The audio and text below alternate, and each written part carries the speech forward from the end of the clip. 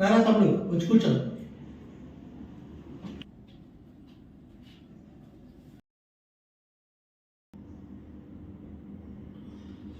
ఏంట్రా ఎలా వచ్చావు?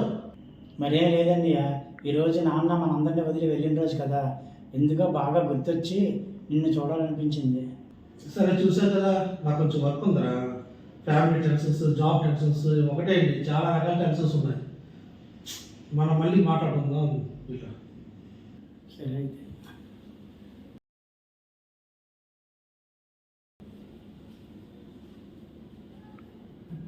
నాన్న, నన్ను నాన్న అంటావేట్రా?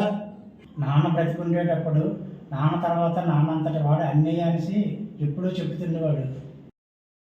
అన్న రూపంలో నేను ఎప్పుడూ బ్రతికే ఉంటాను అనేవారు. నువ్వు మాట్లాడే ప్రతి మాట నాన్న మాట్లాడేటట్టుందన్నయ్య, అందుకే నీ దగ్గరికి వచ్చాను. కానీ మీరు చాలా బిజీగా ఉన్నారు, డిస్టర్బ్ చేస్తుంటే సారీ. నిజమేరా, నువ్వు చెప్పింది చాలా. ఇదంతా నాన్న పెట్టిన భిక్షరా. ఈ పని ఒత్తిడిలో ఆయన ఏ రోజు చనిపోయినా మర్చిపోవాల్సి వచ్చిందిరా. నేటికి 25 సంవత్సరాలు దాటి 26వ సంవత్సరం అడుగు పెడుతున్నాడు. అయినా మర్చిపోయాడు. ఇప్పటికైనా నాకు